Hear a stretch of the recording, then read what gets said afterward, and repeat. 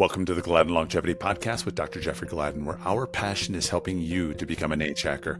On this show, we want to help you optimize your life energy, longevity, health, and human performance with impactful and actionable information by answering 4 questions. How good can we be? How do we make 100 the new 30? How do we live well beyond 120? And how do we live young for a lifetime? Now, here's today's episode of the Gladden Longevity Podcast. Welcome, everybody, to this edition of the Gladden Longevity Podcast. I'm your host, Dr. Jeffrey Gladden, and as always, we're here to help answer 4 or 5 questions. How good can you be? How do you make 100 the new 30? How do you live well beyond 120? How do you live young for a lifetime? And how do you end up with a 30-year-old body and a 300-year-old mind when you're 100 years old? So we're talking today with a gentleman, Peter Simonson, has a PhD in mechanical engineering, and he's basically left the engineering world to go into the health world. It's going to be a really interesting conversation. He's associated with a device called Juvent, Juvent, and it's one of the most fascinating conversations about bone health and structural health and healing and general overall body rejuvenation. It's a vitakin. He's coined a new term, vitakin. It has to do with kinetic energy and impact energy in the body and its overall health benefits. I found this a really fascinating conversation. If you're suffering with any pain, healing, joint problems, etc., you're going to want to listen to this in a big way. So enjoy. Welcome, everybody, to this edition of the Gladden Longevity Podcast. I'm your host, Dr. Jeffrey Gladden, and today I'm here with Peter Simonson. Peter is a interesting character involved in interesting things related to bone health and keeping bones strong. So welcome to the show, Peter. Hey, thank you very much. Pleasure to be here. So Peter, let's understand a little bit about how you got involved with this. I usually say when you're 5 years old, I'm sure you wanted to do this when you grew up. So, right. So tell us a little bit about your path to getting where you are now. Sure. Well, academically, I have a degree in mechanical engineering from Georgia Tech. And out of school, I went to work for a large industrial automation company, Rockwell, and did that for about 3 years. And long story short, I quit that job. I didn't like I was at the top of the career ladder. I saw where the career ladder led. I didn't want to be there. So I started selling spinal implants. And so that put me in the OR watching hundreds of these surgeries. But, I'm an engineer and I'm an inventor. And so I was watching these surgeons struggle over and over again. So I invented a better mousetrap. And what were the struggles that you were observing? Well, typically the spinal, when you're doing a spinal incision, the incision can be quite deep. The anatomy obviously is very sensitive, and you're having to assemble this construct that has to really be an internal cast and be extremely strong, both in static and fatigue loading for a long period of time. Now, when the surgeon is placing these screws for stabilization, he is very much slave to the anatomy of the spine, the pedicle. Sure. And so these have to go in there in that narrow path. And if you're putting 2, 4, 6, 10 of these, it's really tough to get a solid, quick connection in that operating in a small incision. And so the original goal of my implant was to make it easier. And it did, but we were able to leverage that, and it became one of the most popular spine systems in the world. And it was sold by Medtronic, the largest medical device maker in the world. Yeah. And the indications went from just simple degen cases to tumor, trauma, and complex deformity. So just so the audience understands, so what we're talking about here is people have a spinal issue, and a lot of times it could be in the bone, but a lot of times it's in the disc, and that can lead to impingement of nerves or the spinal cord itself, which can cause a lot of pain and also dysfunction and lower extremity weakness, even loss of bowel and bladder control. So there's a lot that goes on here. And these surgeries can be done for trauma, for rehabilitating or rebuilding spines, but also for people that have wear and tear issues where things have deteriorated to the point where they're stuck with chronic pain or sciatica, pain down the leg, things like that, right? So in these surgeries, what they're going to try to do is go back in and stabilize the spine, but also create a more youthful geometry for the nerves to be able to not be impinged upon or the spinal cord to be impinged upon by certain structures. So, but to your point, it's a delicate operation. So, what was the actual device? Was it something that replaced the disc, or what was it exactly that you were doing? Yeah, so this is what's called a pedicle screw. Okay. And the pedicle is the kind of the part of the spine that holds up the dome in the back, called this, the lamina. And I'll just try to use the layman's terms, but you have the vertebral body in front, these two posts going back, Right. that's the pedicle, and That's that right. holds the posterior architecture. Well, these screws would go in the pedicle because that's a great way to get fixation on the spine. Mm-hmm. And so that's what we would be connecting together. The spine has three roles: support weight, allow mobility, and protect the nerve structure.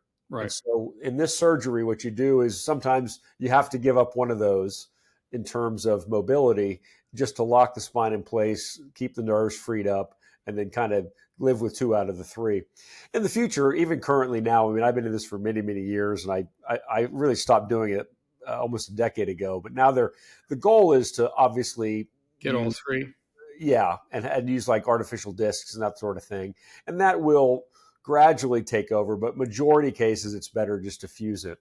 And those get more complicated with deformity cases where you're using the implant as actually a corrective mechanism. Right.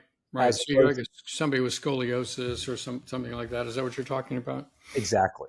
Yeah. And so, I've literally traveled in probably 50 states and 30 countries training salespeople and surgeons with my implant system and how to use it, and taking their technique anatomically and working with mine mechanically.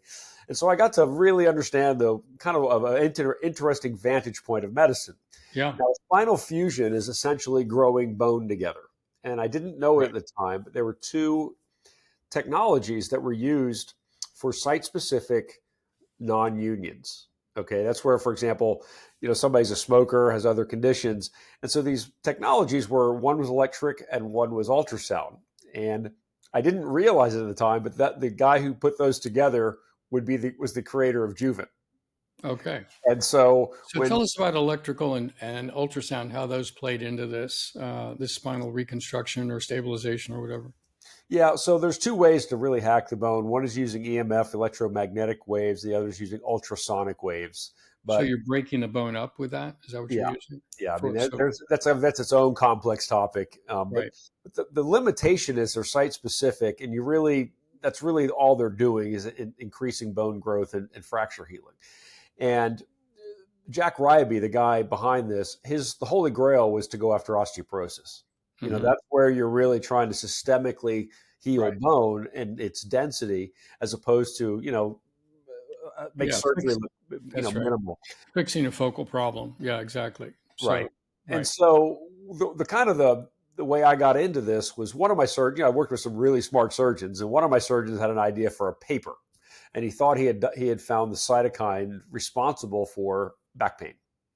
Okay. And I told him I said, listen, that's not a paper, that's a company. So my brother and I helped put together what became a biotech company. Yeah. It turned out the original presumption was wrong, but in the course of that, my brother and the team and him as well, this large team found a new novel protein. And so that company went on to develop a therapeutic around that. But what that did for me was it showed me how far ahead science was ahead of medicine. Oh my gosh. Yeah. Right. And so, we were putting together, I think 13 years ago, what no one even had a name for it. They call it functional medicine now. But we were looking for ways to really bring all this science to the clinical thing as fast as we could, especially when it was safe. So in part of that, you do due diligence, looking at all these different technologies. And this one was brought to us, but the guy had died. Jack Ryby died. So he got the company started, put on a great path of research, development, but he died, and the company, they ran it into the ground, and it was no longer viable. So we did about a month of due diligence. And part of that was, homework. We borrowed a platform from a user who had osteoporosis. Now we're digging into the literature. In the meantime, my mother, who was 78 at the time, she had a pelvic fracture at 76. She fell. And at 78, she had a pelvic non-union flare-up. And she was pretty much. Just so the audience understands, so she fell and basically broke her pelvis, right? You understand where that is. But then this non-union, this can be a common problem in older people. They don't have enough regenerative power left in the bones to actually fuse the bones back together and heal the fracture itself. And you can end up with actual non-union, meaning that the bones have they've finished their healing process, but they didn't grow back together. So now you've got a gap, right? This happens, it can happen in an arm, a leg, a pelvis, it can happen anywhere. So that's correct.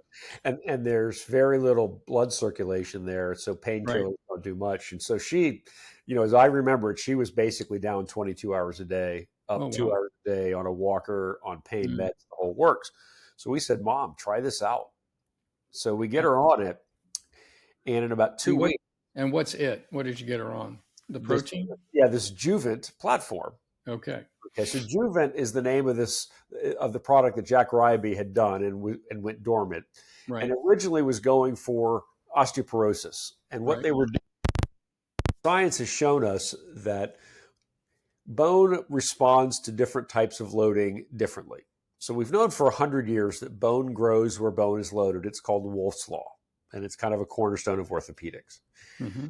Today, I call it Wolff's Law 2.0. We now know that bone doesn't really get that much out of a static load, like a weightlifting or that sort of thing. Mm-hmm. What it really has a metabolic effect is an impact load. Okay. And that's what we get when we walk. Okay, that's one of the reasons why walking is a, quote, magical exercise. And that word's almost not a metaphor, but either way. So what they were doing is they found out that bone can be stimulated with very, very small loads. It's extremely mechanosensitive. So we don't need to beat the bone. We can tap it. Okay. And the reason that's important is because if you're trying to get all these cycles into a patient, and you're doing it 30, 40 times a second, you have to lower the energy down to keep it safe. Right. Because the rest of the body doesn't all respond the same. So even starting at cartilage, it's got a very narrow bandwidth of what it considers anabolic versus catabolic. And so, long story short, that's what this technology did. And it wasn't easy. And so, they spent $40 million. There's, for 20 patents. And so what it does is what's now called micro impact. So you stand on this platform, and its vertical up and down movement is 5% of 1 millimeter. 5% of 1 millimeter. Okay, so that's 0.2. No, that's 5%. That's 0.5. Right? 0.05 of a millimeter. 0.05, yeah, 0.05 of a millimeter. Yeah, that's a small amount of movement.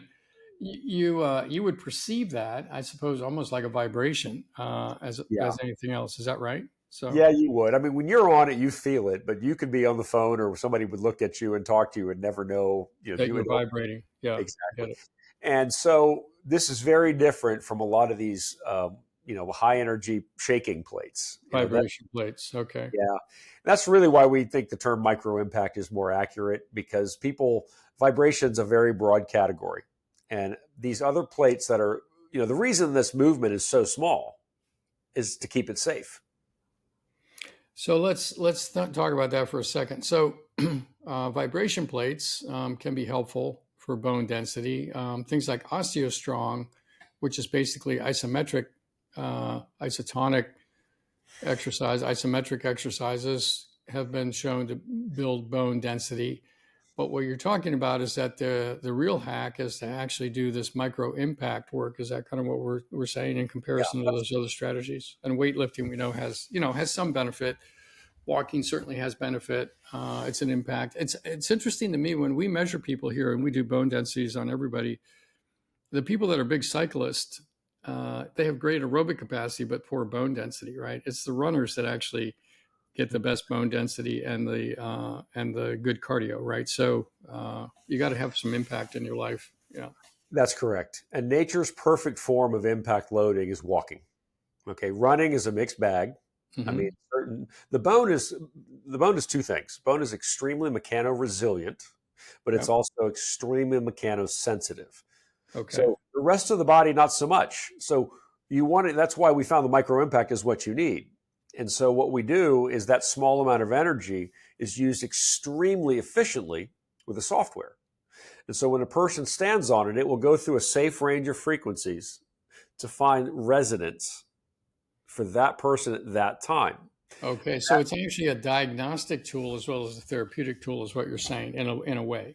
Well, it's calibrating. It's a calibration rather than diagnostics. Yeah, but in a sense, it's diagnostic because I'm sure that a particular bone structure is going to respond to a particular resonance frequency, right? So I would think. Well, there's a lot of things that will affect it. For example, body weight, body fluid content, floor surface, footwear. I mean, so what it's doing is it's saying, look, whatever you throw at us, we're going to find resonance. And that may vary over time. And so it's very agnostic. So if a family has a platform, they put it in the kitchen, everyone can use it, and it's going to be efficient for everyone and hurt no one. Got it. Does that make sense? Yeah, it does make sense. So it seems like you'd want to put these in every nursing home in the country, right? Oh my God. And I'm going to give you, this is Pete's statistic. I'm very careful what I say because I'm used to talking with surgeons and I don't like to make metaphors without disclosing that. Sorry to be wordy, but after doing this for 10, 12 years, my number is this would add 5 years to anyone's vertical lifespan. Okay. I mean, you wouldn't believe the stories. We have a standard policy in place. Let me give you a statistic. It sounds commercial, but it's actually a very powerful clinical tool here. We see a lot of situations reverse. Mm-hmm. And we'll talk today about skeletal metabolism. That's the real headline here. Okay. Mm-hmm. But we can't make all the claims of the things we see happening all the time. We don't have double-blind prospective multi-center randomized studies. Right. So what we tell people is you get on this and in 6 weeks of usage for you, your family, as many times you can use it. If you don't think it's worth it, we'll buy it back. Mm-hmm. So we have a treatment, whatever you want to call it, that has a $6,000 motivation for the user to say, no, I don't want this. Right. Okay. We have a 98.5% success rate. Oh, wow. So people invest $6K and then get their $6K back at the end of 6 weeks, but nobody sends it back. We have 1.5% come back. Yeah. Oh, that's those, because it's a real policy. It's not just some metaphor, blah, blah, blah. Yeah. We'll pay the shipping. We don't care. I mean, we don't want anybody unhappy. Right. Because we know how it is. Now, the platforms that come back, a third of those have no usage. No one used it. So if you really wanted to be right. So there you go. Yeah, you compare that success rate to most procedures. It's a stellar performer. Yeah, and most either way. That's kind of wonderful. Yeah. So I've got a couple questions for you. So, with the micro impact, you're stimulating bone growth. One of the things that we understand is that what we've seen empirically is that really to get good bone growth, you have to have people hormonally optimized. You need some testosterone, some estrogen, you need some growth hormone release, you need some things like that to actually really help build bone. And then you've got to be nutritionally replete, of course, things that can build, protein and matrix and, calcium and vitamin K2 and vitamin D and things like this, maybe some boron. But if you get people doing that, and then if you get them doing, the right exercises, we will see bone density improve. So I would imagine that if we have people that are, let's call it metabolically optimized going into this, that they would see results that would be pretty dramatic pretty quickly. I don't know. That's a hypothesis, but you tell me. Yeah. So bone and quick don't generally go together, but in a contextual sense, yes. And what we would see there is fracture healing. Mm-hmm. So, you brought up some really good points, so I don't want to get off that, but let me put down fracture healing. So you're correct. Bone growth, like anything in medicine and biology, it's never a one-to-one linear relationship. Okay. Right. The way I explain it is those things you mentioned for bone growth are all links in a chain. Mm-hmm. Okay. And when you're the last link and somebody adds your link, they call you the cure. Yeah. It's not true. You're just one of the links. That's right. So what Juvent is supplying is one of those links. Now, if you're missing 2 or 3 other links, guess what? You don't have a chain. Mm-hmm. But you're going to need that link. That's And right. so you've intuitively already figured that out. Right. And so with regard to bone growth, now that is only one thing, because that's actually not the headline here. I know that sounds crazy, but it's interesting.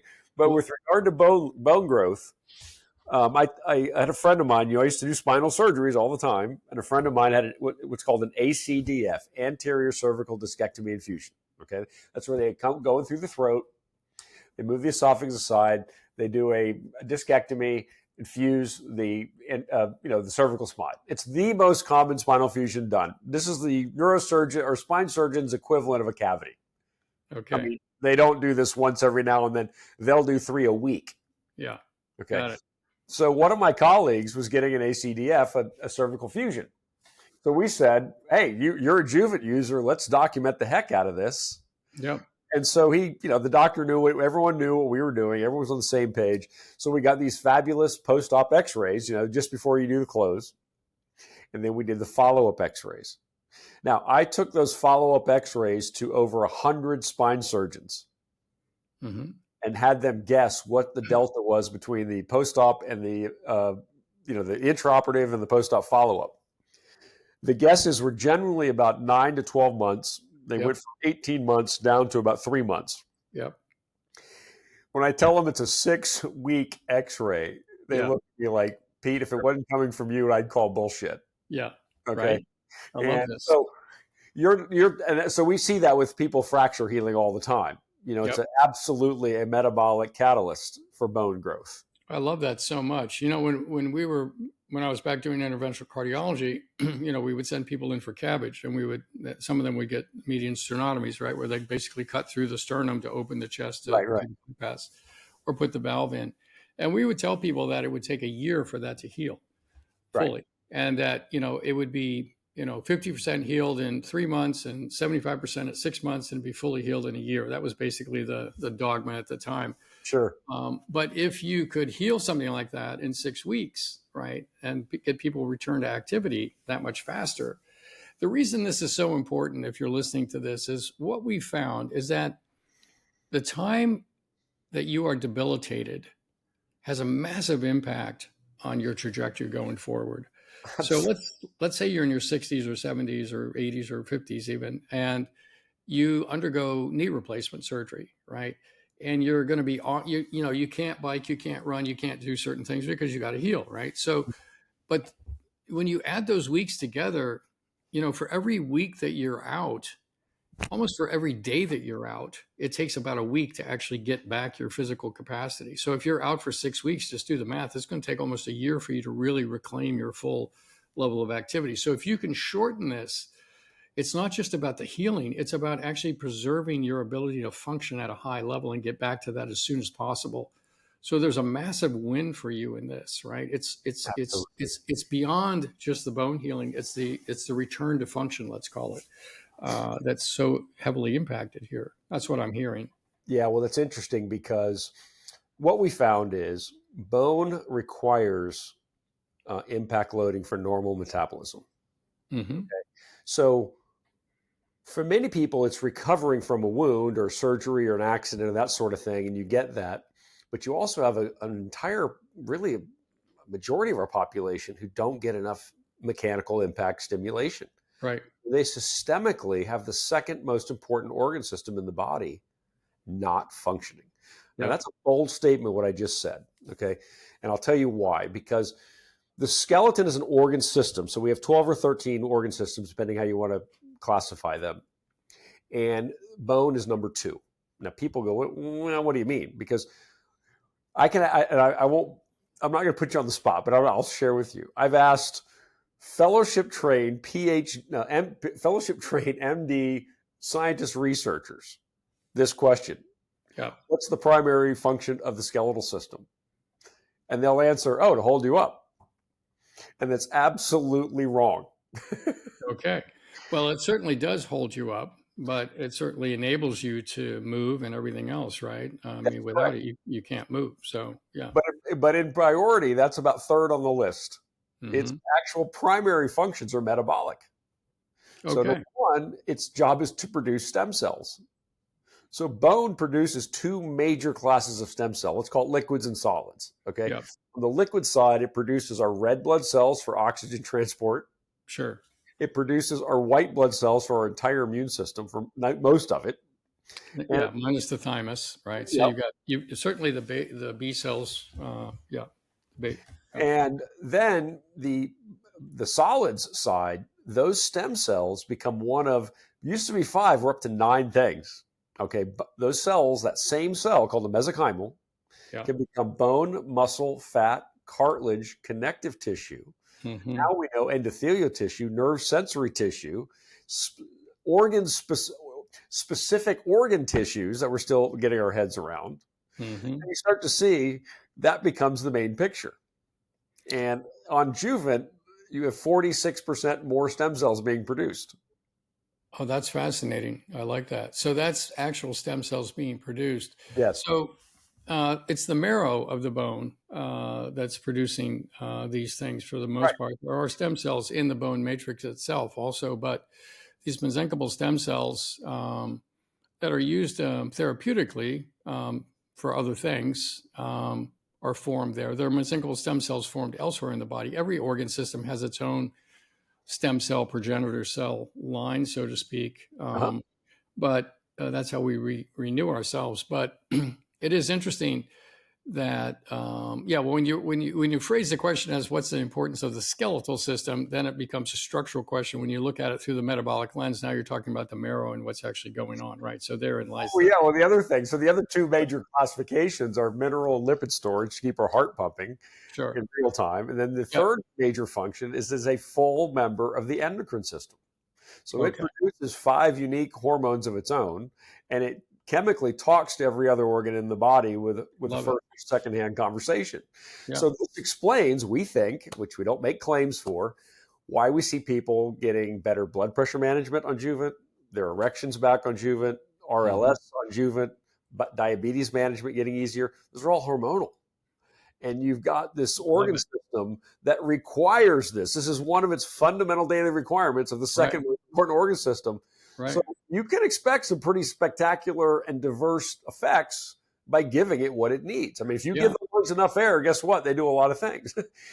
And so now let me ask you this, because I love all this. You know what I love about it is it really shows that the body's an integrated system, and that I mean, every organ system's talking to everything else, right? And everything's talking to the nervous system, and the nervous system's talking to everything else also. But I love the interconnectedness of all this. And I think when you're thinking about, let's call it exercise, this is a form of exercise in a way, right? It's a simulated exercise, but it's exercise nonetheless. When you think about exercise and all the different benefits it has across all the different organ tissues, it fits right into that conversation, right? Almost really as a form of exercise. So the way that I classify it is a vitamin of exercise. Okay. I see that. Now, explain that a little further in your own thinking. Sure. So I'm going to introduce a new word, but I want to give you the context first because then it'll make total sense. So we're talking about neologisms here. If you're not familiar with that term, neologisms is where you basically create a new word. So here we go. You nailed it. But that's a new word for me to learn about creating a new word. So the irony's too thick here. I love it. All right. So a vitamin has 3 relevant characteristics. It's required for normal metabolism. Right. It's found in nature. Yep. And it's always a subcomponent. So my favorite one to use is vitamin C. We don't have vitamin C trees. Right. We have grapefruits, oranges, grapes. Yep. It's a subcomponent. Right. Now, if I look at exercise can be broken down into 3 subcomponents: movement and 2 types of force. Okay, static and impact. Dynamic, yeah. So what Juvent is doing is taking that component and delivering it in a much more efficient, convenient package, just like if I took a vitamin C pill versus eating 10 oranges. Okay.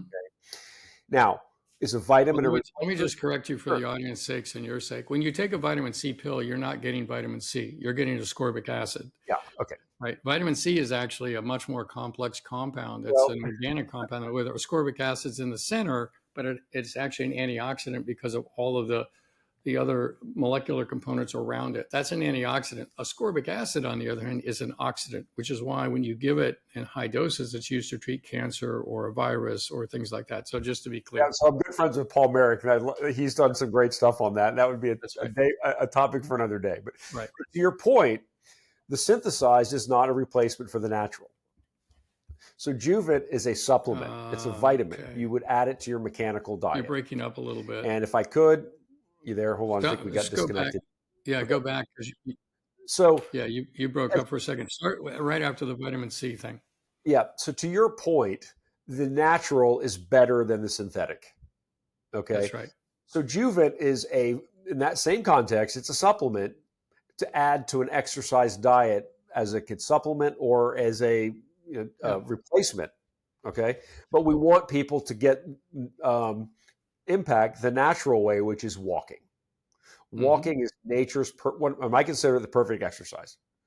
And one of the reasons is that impact load of the step. That's why walking is better than bicycling. And so I break exercise into three types: muscle, which would be like lifting weights; cardiovascular, which is bicycling; and then weight loss, which would be walking. And walking is a kind of obviously there's more things going on here, but that impact phenomena is one of the reasons why walking is so important in all the blue zones. Yes. Everywhere where they're outside.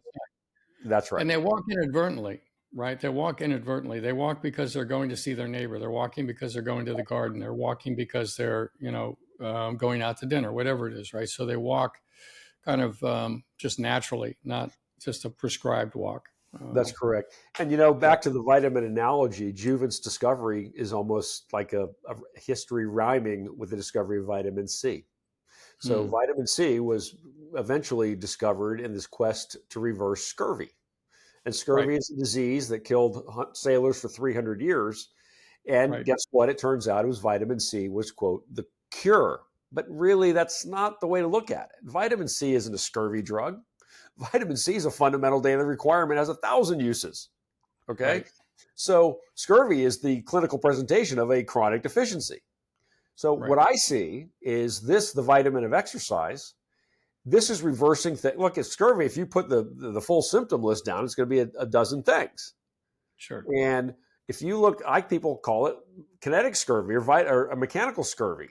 When you get on a Juvent, you see all of these things turn around because you're giving the body what it needs. And as a vitamin, it has the same dosing. I need it every day or regularly. It has the same response. It's not going to cure me in 2 hours. It has the same retention. If I miss a day, that's not the end of the world.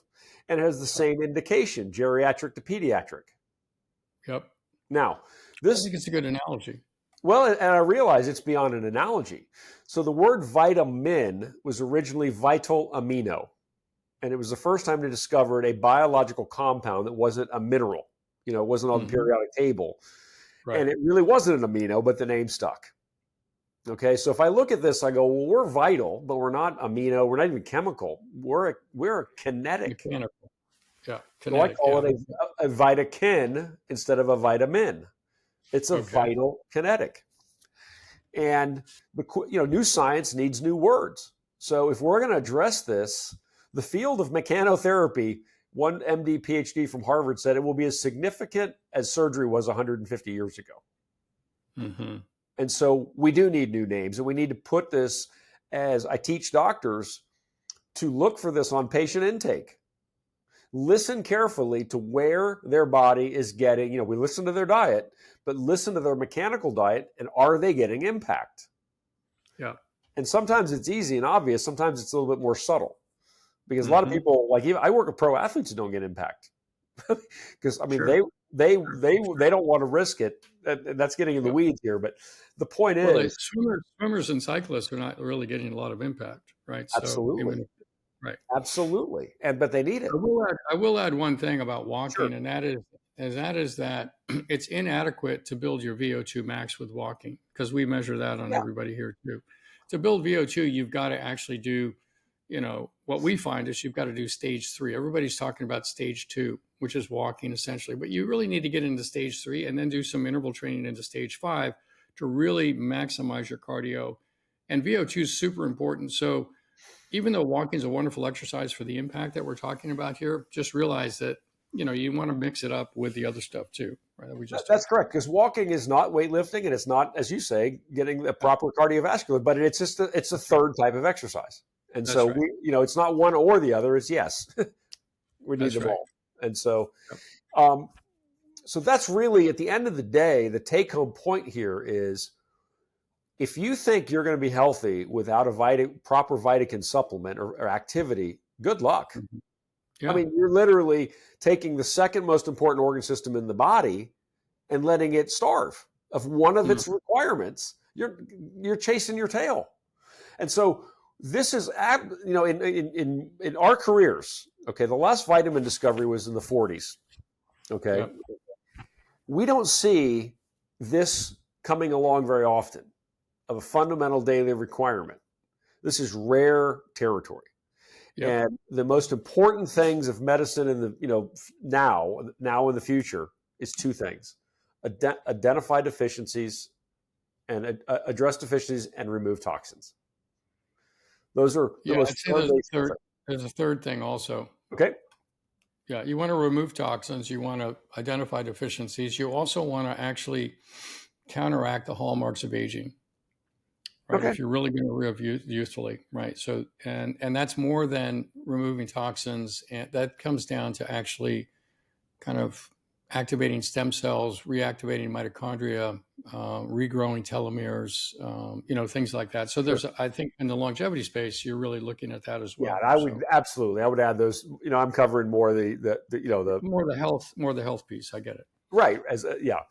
And so Juvent is kind of doing both. There's a secondary mechanism of action we can talk about if you like. Bone and muscle are a little bit like heart and lung. They're kind of married. They don't really do anything without the other being affected directly or indirectly. And so when the Juvent platform, the person stands on it, its motion, as small as it is enough to invoke a muscular response that's clinically relevant in about 3 or 4 indications. So first of all, muscle strains are not all the same. We won't get too deep into it, but there's different muscle fibers for different muscles. So the muscle fibers that help us balance are not the same as the ones that help us lift and jump. Okay. Right. Those muscle fibers many times can become attenuated or atrophied where an older person can't stand up anymore. Mm-hmm. Okay, they have the inner ear, vestibular, and the neural systems are fine. The muscles just don't carry out the commands quick enough to have a control loop. And so the net effect is they're off balance. Now, Juvent, we have papers on this of them getting those muscle fiber types. It's like having a personal trainer focus on that type. We get incredible improvements in balance. Oh, I love that. That's one indication. The second indication is that muscular motion is clinically relevant, and I give you amazing pictures on our website and all over. We have studies of inducing lymphatic flow.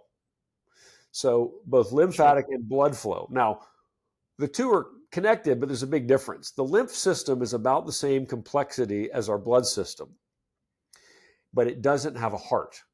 It requires exclusively on neighboring muscular activity to pump it. That's right. Keep things moving. So a lot of people, they will accumulate waste in the lower limbs that is not going anywhere, and their feet get very big. It's called edema, fat feet, so to speak.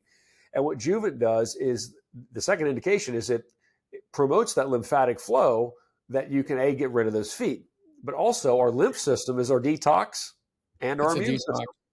That's right. And so, Dr. Bauerschmidt at his clinic in South Carolina called Deeper Healing, he's got a detox protocol, and Juvent's 1/3 of the protocol. And because that's the local way of transferring that out of the system. Mm-hmm. And the third benefit is blood flow. So our legs act as a second heart. That's right. Our legs act as a second heart. So we see improvements in wound healing, especially distal ones. Sure. And so with elderly people. And so it's a secondary mechanism of action, but it's clinically really relevant. And we've got papers on that and as well. Yeah, I love this. This is so universally useful. So I've got several more questions. The first one is, what about mom? Great story.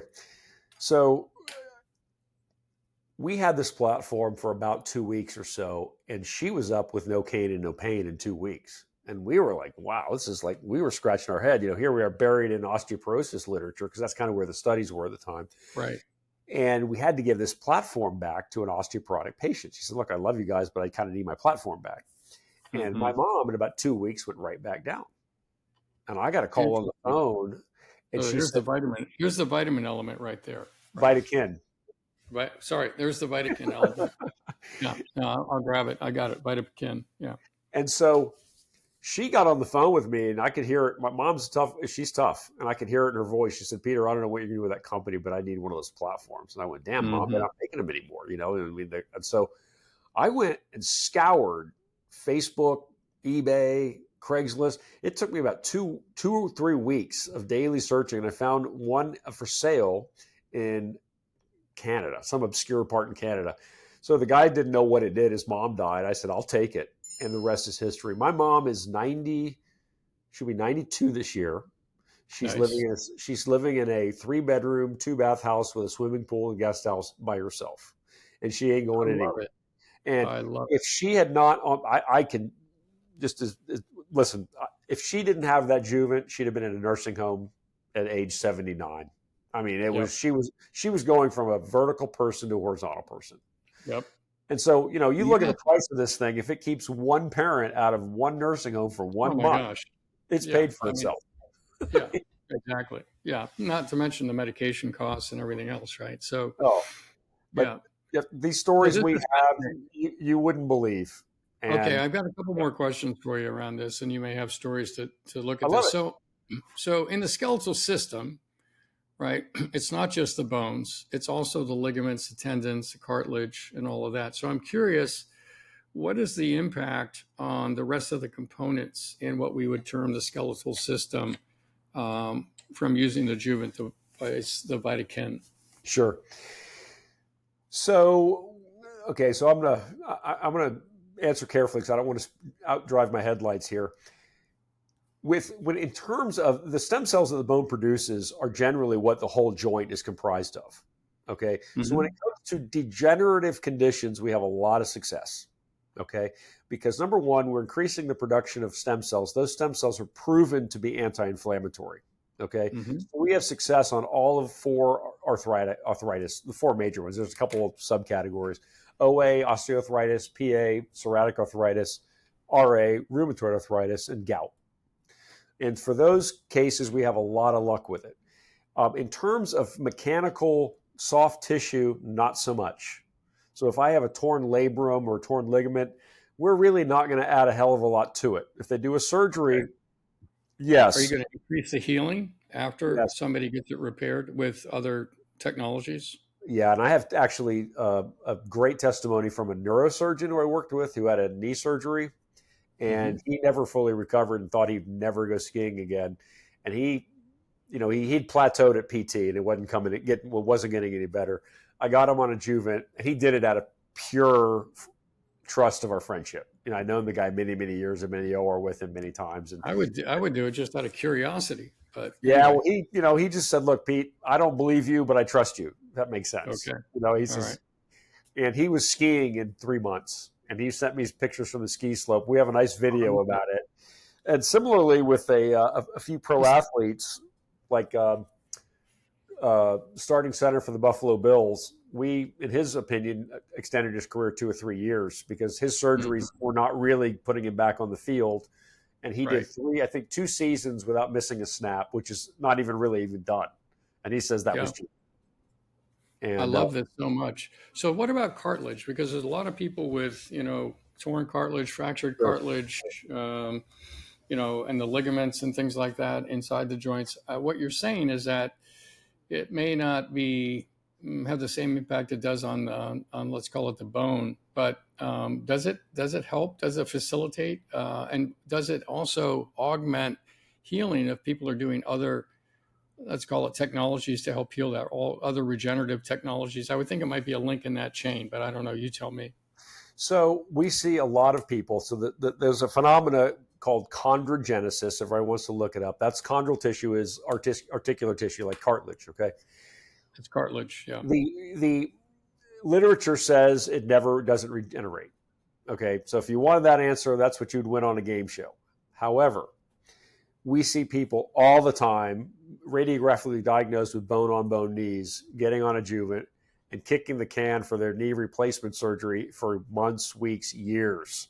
Now, I don't have a study and I don't have the images catalog to say, yes, we have chondrogenesis. So that would be something I can't claim.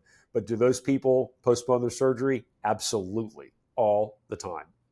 Now, there are other stem cell therapies that will use, and we won't get into the weeds here, but they're basically injecting stem cells. And this does not, here's the thing, Juvent doesn't displace other therapies by definition. I would think so. I think it'd be additive, right? That's correct.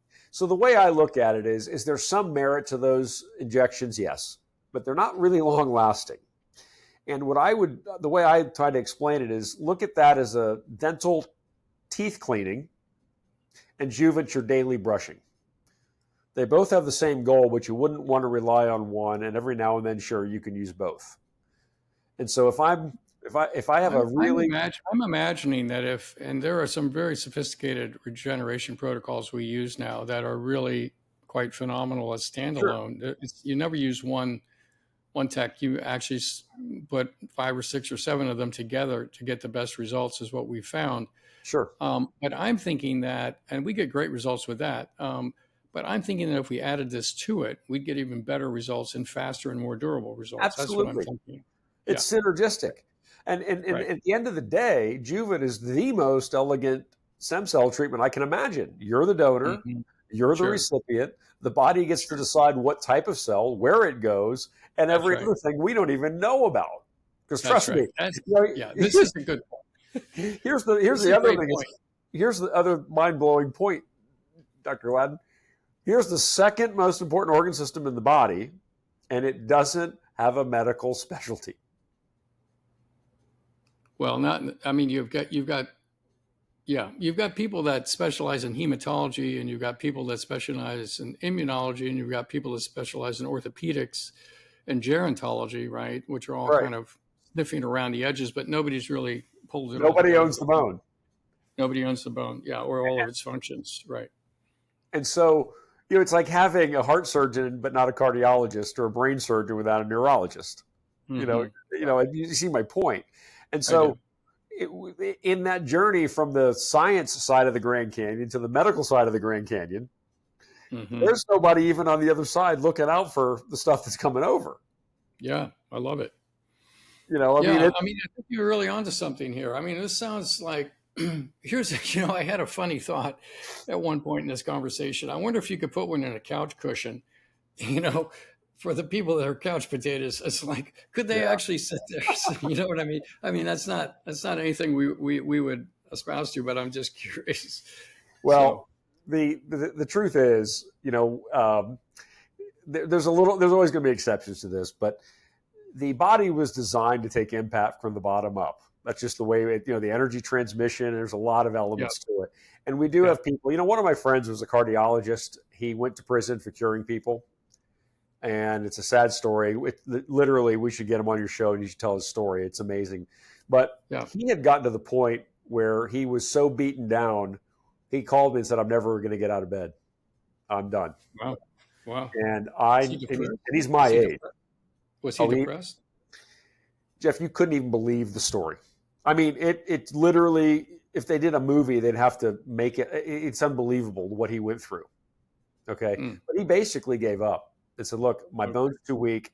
I have breaking bones. My osteoporosis is off the charts. He was dropped in the hospital twice. He had fractures. They weren't healing. And he just said, I'm done. Okay. Did he have? Yeah. Okay. I'm listening. And his wife is licensed. She's an MD. She's licensed in 2 or 3 disciplines. She brought him back. I mean, you wouldn't believe the management. Again, that's its own topic. But the point is, he gave up. And I told him, I said, get your damn feet on the Juvent. and give me 1% a day. Just get on there for 5 seconds with your feet on it. Next day, 10 seconds. And it literally, he's up walking and ambulatory again, and he'll tell you flat out that Juvent is what brought me from this to this. And so I love it. Those, you want to get people standing, even if it's with a walker or even a harness for, quadriplegic patients. You want to get them up in that action. Now, some people do sit on it. There's a little bit of, either way, we can deal with that later. But you want to get people up. And the body is amazingly tuned to take impact in that direction. Sure. And so either way, that's the goal. That's what we want to try to do. And we have some tools I love it. For clinicians to do that, for paraplegics and non-ambulatory people to do that. Sure. No, this is great. Really great. So I'm thinking, the audience is hearing all this. And if they'd like to, get one of these devices or go to your website or learn more or whatever they're going to do. Sure. To learn more about Juvent Health, to learn more about the actual device, maybe buy one. Maybe you can walk them through what the process looks like. Sure. So our website is Juvent, Juvent.com. And we really encourage people to learn, investigate. I mean, some of our users have been investigating this for months. They finally go, oh my God, there's nothing bad about your company out there. I'll try it. What the hell? But what the other thing is, it's very incumbent upon our discussion to distinguish between Juvent and these whole body vibration plates that are out there. If I go on Amazon, I can spend anywhere from $100 to $10,000 on a vibrating plate. Okay. Mm-hmm. As an engineer, I'm telling you, almost without exception, these plates are just at toxic levels of vibration. And this is not just an opinion. ISO has they have a 45, 50 page paper and manual on vibration toxicity. And I can actually show you a picture from the chart of where we are on that. And we're right at the edge of safe. Okay. Yeah. We're moving up and down 5% of 1 millimeter. Some of these plates are moving 1, 2, and 3 inches. Yeah. And that's Newton's second law, high school physics. That's way too much energy. So please understand, Juvent is not that shaking plates. Those plates are in truth be known, the bone is probably fine. The rest of the body just says, what the hell are you doing? And I've talked to the engineers about this, and they literally on the phone go, are you got to be kidding me? People are standing on that. I have a career to keep people away from that, and people are standing on that. And the damage is not always right away. I mean, traumatic brain injuries, they don't present at the time of occurrence. Right. Yet there's already been white papers published on detached retinas and cerebral damage from high energy plates. So don't mess around. It's like you got to do the homework, go to our site. We'll talk about it another day. I'm just saying, hey, when somebody says, I got one of those shaking plates, don't get on it. Yep. Okay. All right. So I think that's a point well taken. Sure. So then if people want to actually purchase one of these things, they go to your website and then you have some sort of a code for them, I think. Is that right? Absolutely. I don't know the code for you, but we'll have to get that, add that to the show. The code will be in the show notes. What I have here is the code is Gladden. It's go to www.juvent.com/GLADDEN. And that's a $500 reduction in the cost from what I see here. So, so that's very kind of you to offer that. Well, it's been a fascinating conversation, Peter. I really appreciate you taking the time to go through this. We don't have a plate here currently, but we'll be getting one. So and that's great. You know what I want, and by the way, let me explain a thing to you that we'll tell the rest of the audience at the same time. Does that make sense?